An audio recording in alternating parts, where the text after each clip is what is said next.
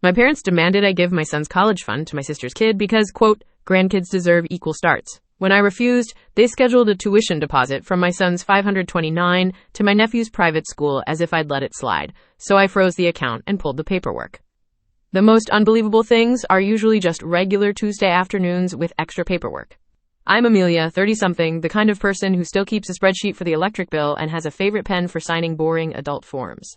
I've been working since I was 19. Coffee shops, admin gigs, then the actual career with health insurance and an ergonomic chair. When my son, Alex, was born, the nurse tucked him into my arms, and my first thought after the crying and the new baby smell was wildly unromantic and brutally practical. We start the college fund this week. So we did. We opened a $529 the month Alex got his social security card. Call me intense, but I know what debt does to a person. I know about the kind of fear that keeps you up at night refreshing banking apps, staring at numbers that never add up. I swore my kid would have choices, and that those choices wouldn't be collateralized by his 20s. My husband, Mark, joked we should name the $529 after me because I treated it like a second child. I called it prudence. He called it obsession. Then Alex, my little lanky STEM kid who loves ugly socks and band rehearsals, did something I didn't even dare script when he was a baby. He won a scholarship. I'm talking an actual tuition-covered scholarship at a state school with a program he loves. When the email came, I screamed, then I cried, then I printed it and taped it to the fridge like a kindergartner's macaroni art. We threw a family dinner. Pasta, salad, a cake I frosted too thick because my hands were shaking with pride. We invited my parents and my sister Rose and her husband, plus their son Liam, who's a year younger than Alex. My parents hugged him, Rose squeezed his cheeks, Dave high-fived in that dad way where you worry for your knuckles.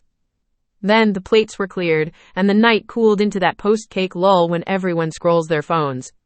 That's when my mom said, "Amelia, can we talk? Just us? It's important."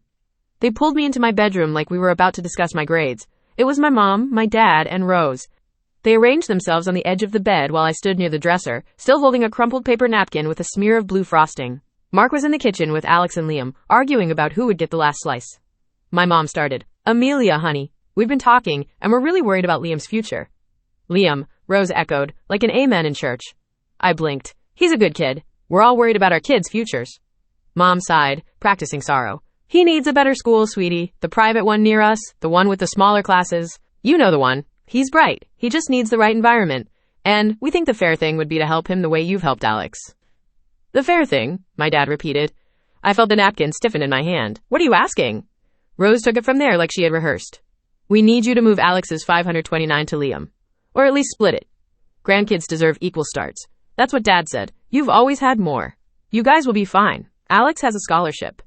I laughed. Actually laughed. It came out sharp, like a hiccup with teeth. "No."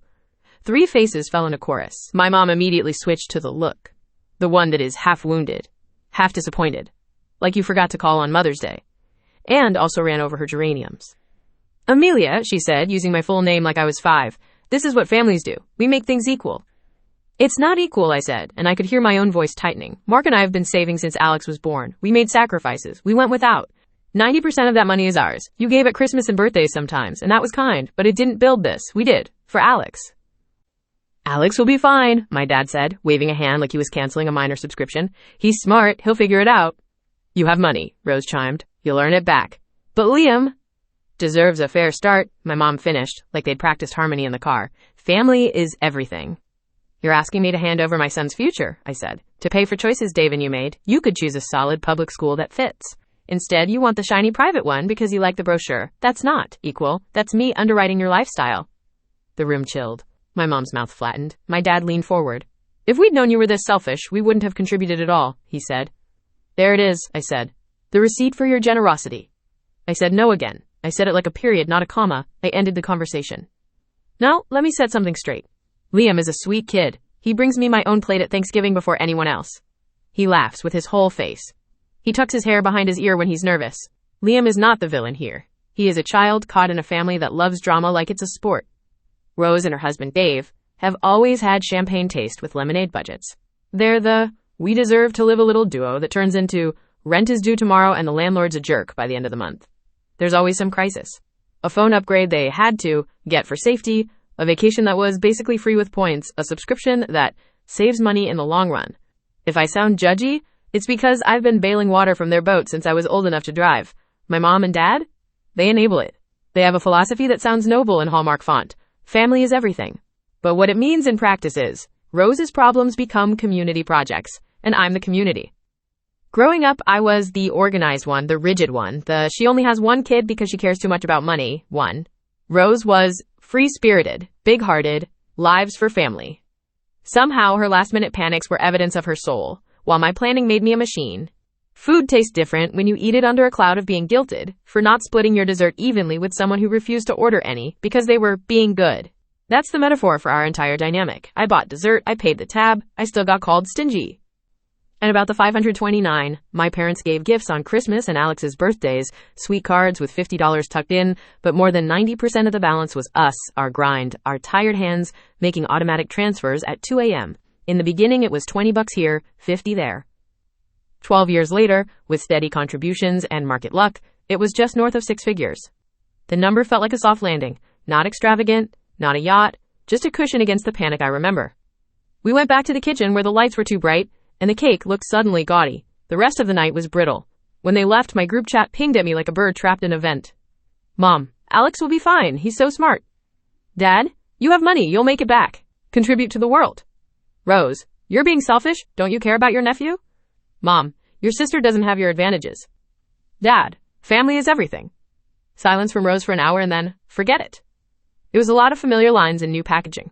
I put on a show of calm for Alex, loaded the dishwasher in silence, and then, when he went upstairs, I leaned on the sink and cried into the soapy water while the lemon-scented suds made everything smell too clean for how messy it was.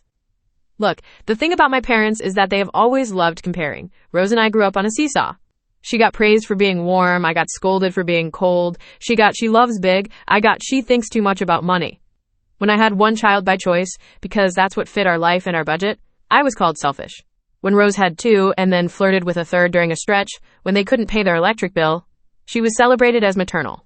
If I said, hey, maybe wait until you can swing the basics, I was accused of trying to control her family.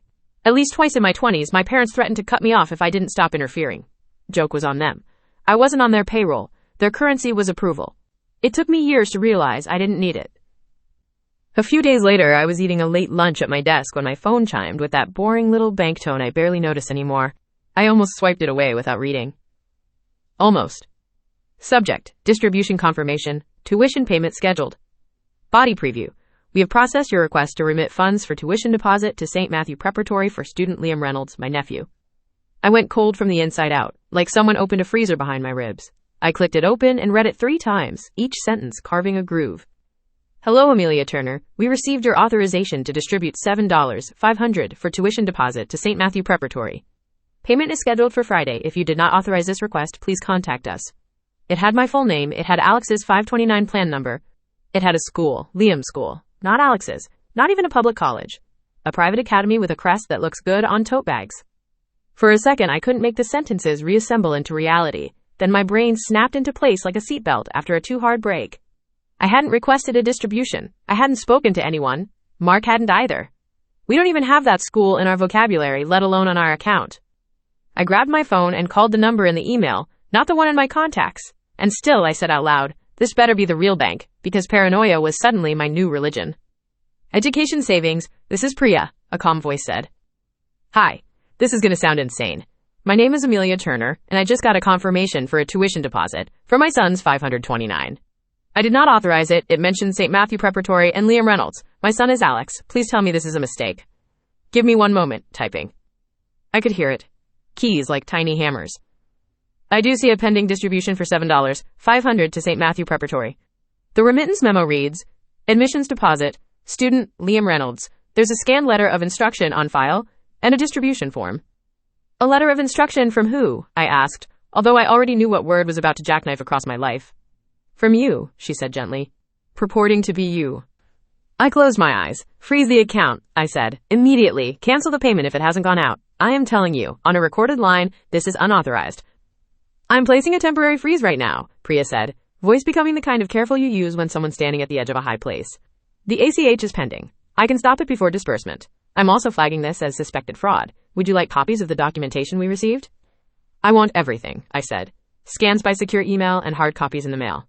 And I want a note on the account that no distributions can occur without me in person, plus secondary verification, whatever you can do. We can add a verbal password and require dual verification, she said. To help our investigation, I need to ask, did you authorize anyone to act for you? A parent, perhaps? The way she said parent made me feel both nauseous and seen. No, absolutely not. She typed more. The file says the request was submitted at a branch by James Turner. It includes a notarized letter of instruction that appears to be signed by you. The form is marked, qualified educational expense, tuition deposit for dependent. Dependent, I repeated, the word tasting like sarcasm and ash. Liam is my nephew. I understand, she said. We will send the documents within the hour. You'll also receive a case number. When the email came through, Mark and I sat at the kitchen table like two people about to read a verdict. The scan opened to a familiar kind of horror. My name in a font only my hand uses, except the strokes were wrong. The letterhead was a template you could pull off the internet. Attached was a one-page distribution request form. The handwriting on the blanks was the same heavy block letters my dad uses on gift tags. Grandpa James for contact. Under quotes, quote, relationship, he'd written grandfather. Under reason, he'd written family arrangement. I called back and asked for fraud. I got a representative named Ben, who had the kind of voice that makes you believe in procedures. He took notes like a court reporter. Caller denies authorization. Caller identifies forged signature. Caller states beneficiary is Alex. Distribution is to school for Liam. Caller requests permanent hold, secondary verification, all logs of who touched the file, and copies of ID presented. Who physically brought the paperwork to the branch, I asked. He flipped a page. James Turner. What ID did he present? Driver's license. He's listed as grandfather. For the letter of instruction, the branch relied on the notary. And no one thought to call me before sending out my son's money to someone else's school? A pause that told me there was a training slide being written in someone's head. Ma'am, we should have verified with the account owner. I'm escalating the case. The pending ACH has been stopped. The account is now frozen, and I've added a note requiring in-person verification by you, plus a second factor call to your co-owner. We hung up. I stared at the wood grain of our table until it looked like topography, ridges and ravines with my family's name on them. Mark put his hand over the scan of my forged name like he could warm it back into being me. My group chat with my parents and Rose had 20 unread messages. I sent one more. Explain this, I says. I attached the letter. I attached the bank notice. I attached exactly as much mercy as I had left, which was none. My mom responded first. What is that? The distribution request you marched into a branch. The letter of instruction with my forged signature. My dad finally jumped in like he was stepping onto a stage. I signed the form because you're always busy. It's for family. Liam needed the deposit. We'll make it right later. We'll make it right later is not a policy, I typed. It's a con. Rose chimed in, predictably. You're being dramatic. It's just a deposit. It's just my son's money, I typed, which you tried to reroute to your son's school after I said no. I put the phone down, because if I watched the little typing bubbles any longer, I was going to throw the whole history of our family into the trash where it couldn't crawl back out. Instead, I did the next adult thing. Made a list. Affidavit of fraud. Move the 529. New passphrases. Hardware key. Document everything. I didn't sleep that first night. Every time I closed my eyes, I saw that subject line again. Distribution confirmation, tuition payment scheduled. It wasn't even the amount that haunted me. It was the principle of it. The ease. A letter. A stamp. A form. And suddenly my son's future was a keypad anyone could punch if they knew enough about us. At 8:01 a.m., I called the plan back and asked for fraud. Ben, the same representative from last night, picked up with a steady, fraud investigations. This is Ben. It felt like a lifeline. This is Amelia. I read case number to him from the email. I've got you up, he said. The ACH to St. Matthew Preparatory is canceled. Status is now returned, unauthorized. We've placed a temporary freeze across the account, and I've added a note. No distributions without you in person, and a secondary verification call to your co-owner. Good, I said. I also want a verbal passphrase on the account, and I want to know exactly who touched the file, which branch, what IDs they looked at, and who decided not to call me. He didn't flinch. You'll receive a chain of custody log. It shows James Turner submitted a letter of instruction and a distribution form in person with a state driver's license. The branch manager accepted a notarized letter as sufficient authority. Authority from who? I asked, though the answer was already burning a hole in my skull. From you, he said, or claiming to be you. I pulled in a breath I could feel all the way to my spine. Okay, then here's what I'm doing on my side. Send me scans and hard copies of everything they handed you, including the notary page. I'm filing an affidavit with you that the signature is forged, and I want the account on permanent hold until I move it. Understood, Ben said. You'll see an email in the next hour. For your protection, I also recommend adding a hardware key to your login and a unique passphrase that is not used anywhere else. By noon, the packet hit my inbox. On our kitchen table, Mark and I scrolled through the scans like they were x-rays of a fracture we already knew was there. The letter of instruction read like it was downloaded from the internet and filled in with bad penmanship. The distribution request form was filled in with my dad's heavy block letters. Under reason, he'd written, family arrangement. I called our attorney, not to launch a war, but to ask how to document this correctly, what phrases belonged on which forms, what a clean paper trail looks like when a relative plays fast and loose with your kid's future. He walked me through an affidavit of fraud for the plan, told me what to request, and reminded me to keep my language factual. Not a courtroom, just locks and logs. Then, because the universe loves a tidy midpoint turner, I found the email from my mother I hadn't opened the week after scholarship night. Subject line, a proposal. And smack in the middle, the sentence that put motive in black and white. If you don't want to share, Dad will take care of the paperwork. It read like a wink. It looked like a plan. I forwarded it to Ben with 2 words, for file. He replied in minutes, received, case notes updated, branch review initiated. He added, we recommend moving the account. We can flag this one, but a new provider plus new credentials is the cleanest sleep. He was right. When someone shows you they know where the spare key is, you don't just change the lock, you take the mat away. That night I texted Liam directly. None of this is your fault. I won't let anyone take from Alex, but I'll help you find scholarships and a summer job if you want. He sent back, thanks. 12 minutes later, I'm sorry. The only person in this mess who didn't owe me an apology was the one who offered one. We did the face-to-face on a Sunday mid-afternoon, with Nora, Mark's sister, sitting in as a neutral set of eyes. She brought muffins like we were about to discuss a PTA bake sale, and not a financial crime with a family discount. I had the packet in a neat stack. Timeline, bank emails, the fake letter of instruction, the distribution form, Mom's dad will handle the paperwork email, and the latest note from Ben confirming the ACH was canceled, the distribution reversed, and the account flagged.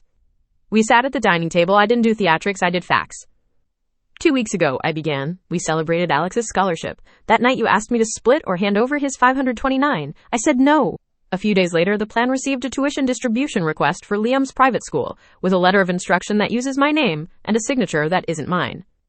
I slid the letter across. My mom's eyes snagged on the notary stamp like it could absolve everything sitting on top of it. This is the form, I said, sliding the second page. Same handwriting I grew up seeing on my birthday cards. Reason, family arrangement. My dad crossed his arms, a posture he's used since I was 12, and dared to have a thought. It was a deposit, he said, leaning hard on just a deposit. We were trying to help Liam before he loses his spot. We would have made it right. It's not right or wrong based on whether you pay me back later, I said. It's right or wrong based on what it is, and what it is taking. I told you no. You took anyway. You dress it up in a notary and a crest. Rose's eyes were already glassy. You want him to go to a worse school because we can't afford the good one, she said. You hate that we don't have what you have. I want him to have adults who don't teach him that the way to fix a problem is to put it on someone else's back, I said, my voice steady enough to surprise me. If you'd come to me and said, can you help with test prep? With applications, with rides, with a plan? That's a conversation. But this? This is not a plan. This is a scheme. Nora coughed into her sleeve in a way that sounded suspiciously like, Amen. I slid the last page across the table, my mother's email, the one with the sentence that laid tracks from the party to the branch. You wrote this, I said, tapping the line. If you don't want to share, Dad will take care of the paperwork. My mom's hand went to her chest like she'd been startled by her own handwriting. I didn't mean... She stopped. Tried again. We wanted fairness. You wanted symmetry, I said. Those are different. Fairness isn't stealing from one kid to paste a school crest on another. Symmetry is when 2 frames look the same from across the room. I'm not curating a gallery for you. We sat in the quiet hum of the refrigerator and everyone's pride. I could feel the moment where the old family rules reached for me. Be nice, smooth it over, be the bigger person, and I could feel myself step aside so they missed. Here is where I am, I said. The bank has canceled the distribution and marked the attempt as internal fraud. I'm moving Alex's $529 to a new provider this week. That account is now treated like a locked room. Going forward, 90 days low contact. No pop-ins. No money talk. Everything in writing. Any attempt to touch Alex's finances or impersonate me again, and we will file a police report. That's not a threat. That's a boundary. My dad's jaw worked. He looks like me when he's angry. It's disorienting. We're your parents, he said, as if the word itself were a legal doctrine. We were trying to do what's right for the family. You don't get to define right after you've proved you'll do the wrong thing to achieve it, I said. You can love Liam, and I do, without using my son's future as a blunt instrument. I turned to Rose. I will help Liam directly. I'll sit with him and apply to scholarships. I'll pay for test prep. Mark can line up a summer job at his company, a real one where Liam earns money and a reference. But I am not paying a private school deposit with funds I built for my child. That is off the table, off the floor, off the planet. Rose nodded, a small jerky motion that looked like a yes and a no fighting it out. Fine, she said, swiping at her eyes. Fine. My mom went soft in a way I wasn't ready for. We were wrong, she said quietly. I told myself it was for both boys. It wasn't. She looked at the forged letter like it might talk back. I'm sorry. I didn't forgive her in that moment. That's not how it works. But I put a marker down in my head. This is the first time she has named it. After they left, Mark and I moved the 529. New provider. New login. New email that exists only for that account. Hardware key attached to the profile. Verbal passphrase added that even our dog wouldn't guess. And a note in 30-point font on the file. No distributions without Amelia present. Plus second factor to co-owner. A week later, Ben emailed a form letter with a human apology hiding inside it. Outcome, distribution canceled. Account flagged, branch to receive additional verification training. Additional controls have been added to your profile, per your request. Corporate 4, somebody is getting a new slide in their training deck titled, Don't Trust, Busy Mom, Call the Owner. I printed that letter and pinned it to the fridge next to Alex's scholarship email. Together they looked like the two halves of parenting. Fight for the kid you love. Fix the systems that forgot to. The 90 days ticked by. They were quiet on purpose. I kept my word to Liam. We spent a Saturday on scholarship websites, turning paragraphs into stories, and stories into applications. He got a summer job, filing, inventory, shadowing, because Mark pulled a string, and Liam showed up on time with a clean shirt and a pencil. He bought his first pair of work shoes and sent me a picture like they were a trophy. That photo felt better than any crest on any tote bag. By the time my mom emailed me, can we talk? At the end of the 3 months, I wasn't boiling anymore. We met at the park. No paper in my bag, just tissues. My dad's apology was awkward but present. My mom's was smaller and truer. They didn't say fair. They didn't say equal. They said we were wrong. I said there are consequences. We set rules like grown-ups who want a relationship more than we want to be right. Rose and I are not good. Our relationship is a house that survived a small fire. The smell will linger for a long time. She says she understands, then sends a video about abundance mindset, then asks if we can brainstorm creative solutions. I remind her we already did. She sighs a lot. We both love Liam and can meet in that country, even if the border crossings are awkward. Sometimes I catch myself doing the what-ifs. What if I hadn't checked my email that day? What if I'd said yes because the room was small and the disappointment was loud? What if I'd decided not to fight because fighting your parents feels like breaking your own bones? But then I look at Alex doing his homework, sprawled across the couch like a boy who knows he is safe in every sense that matters. And I remember the point of all those transfers at 2 a.m., all those weekends I took an extra shift so I could watch a number crawl toward a future. The point wasn't to hoard. The point was to protect. Do I think Liam deserves a good start? Yes. And a good start isn't a school with a glossy brochure. It's adults who choose integrity over theater. It's stability, not spectacle. It's showing him that money is not magic, just math and decisions and consequences. Fairness isn't a pie you cut into identical slices for people who didn't bring ingredients. Sometimes it's handing one child a meal and the other a recipe, because one is hungry and the other needs to learn how to cook. But you don't starve your first kid to teach your second one about sharing. You don't burn the kitchen down to make both children equally warm. Grandkids deserve equal starts? Sure. In love? In attention? In texts that say, how was your day? In adults showing up with snacks and homework help? In somebody clapping in the cheap seats at every choir concert? But money is not immoral. Money is a tool, and tools should be used to build, not to steal. A month after the dust settled, the new provider sent a bland little letter that could have been written by a robot perched on a stack of compliance manuals. We regret the inconvenience. We have updated internal procedures. We are adding a second verification step for all education distributions. You could practically hear the sigh of some training director who had to add a slide to a PowerPoint. Do not accept, busy mother, as a reason to bypass calling the actual account owner. I tacked that letter to the fridge under Alex's scholarship email. Together, they look like a collage of adulthood, one for the kid's future, one for his mother's spine. That night, Alex came into the kitchen and stared at the letters like he was reading the moral of a folktale. Weird pair, he said, grinning. One says, we want you, and the other says, we're sorry. Welcome to adulthood, I said, flicking the corner of the bank letter. Lots of wanting and lots of sorry. He leaned his head on my shoulder for a second, that quick kid hug that means everything. Thanks for fighting for me, he said, casual like he was thanking me for passing the salt. Always, I said. It's my favorite job. And if you're listening to this and thinking about the people who've asked you to make your child's parachute out of your love for someone else's, hear me when I say, love can be a parachute and a fence at the same time. It can keep someone from hitting the ground and keep someone else from wandering into traffic. It just can't fix a hole in someone else's bucket. You patch your bucket. You teach them to patch theirs. You don't pour your whole ocean into it because someone told you the tides are supposed to be equal. We got our ending. And it wasn't cinematic. It was paperwork and pauses. The bank canceled the tuition withdrawal and flagged the attempt.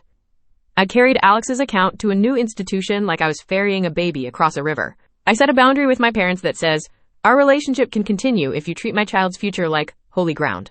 I told Liam I'd read anything he ever asked me to read, and I meant it. I watched him come home one night from his summer job with grease on his hands and pride on his face, and I realized there are 1,000 ways to give a kid a start. Most of them have nothing to do with tuition. The college fund is intact. The people I love are still in my life, just on the side of the fence where they belong. And Liam, sweet Liam, has a hand on his shoulder from me that says, I care, not a hand in my pocket that says, I consent. That's the difference. That's the story.